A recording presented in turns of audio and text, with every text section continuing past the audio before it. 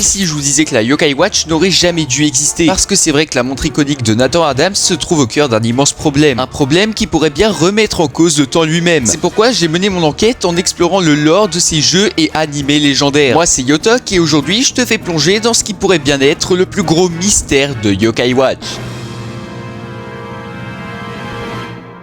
Mais avant d'en parler, c'est quoi une Yokai Watch? Créée par Nathaniel, le grand-père de Nathan, il s'agit d'une montre qui a quelque chose de bien spécifique. Son mécanisme repose sur des sortes de billes qui permettent de voir ce qui ne peut pas être vu à l'œil nu, les yokai. Ces derniers sont des esprits qui la plupart du temps sont issus d'êtres vivants ou encore d'objets. En se liant d'amitié avec eux, ils nous offrent leur médaillon, nous permettant de les invoquer. Le premier prototype de la montre est nommé Modèle 0. Et ce que vous devez savoir, c'est que l'objectif de la Yokai Watch est d'unir le monde des humains et celui des yokai. C'est pourquoi Steve Jobs, président de la société Yopple à notre époque, a décidé de voler les plans du modèle 0 afin de les vendre à travers tout le Yokai World. Mais t'inquiète, hein, c'est pas du tout pour l'argent, il voulait vraiment unir les mondes. Et pour ceux qui se demandent, il va se faire virer quand ça va se savoir. À partir de ça, on se rend compte que plus qu'un outil servant à unir les mondes, le requin voulait avant tout faire de la montre un objet reconnu qui attise la convoitise. Et c'est là que l'on commence à entrevoir un problème. Le modèle que Nathan porte à son poignet dans le premier jeu et la première saison de l'animé n'est pas le modèle 0. Pourtant oui, c'est bien le premier modèle qu'on voit, mais c'est pas le modèle 0. Le modèle 0, lui, il date de l'époque de Nathaniel. Et vous allez voir que le mystère de Yokai Watch va se retrouver autour du premier yokai que nous rencontrons. Parce qu'en effet, Nathan a reçu sa montre de Whisper. Le valet provient d'une époque encore plus ancienne que celle de Nathaniel, le Japon féodal. On sait qu'il servait le shogun Kojito, mais qu'il a échoué à son rôle. C'est pourquoi il a ensuite été enfermé dans le Bingokai jusqu'à nos jours. De cette façon, c'est un peu comme s'il avait fait un saut temporel. Dans sa capsule, Whisper était comme figé, il ne pouvait pas agir, alors que le reste du monde, lui, a continué à évoluer. Une fois libéré par Nathan,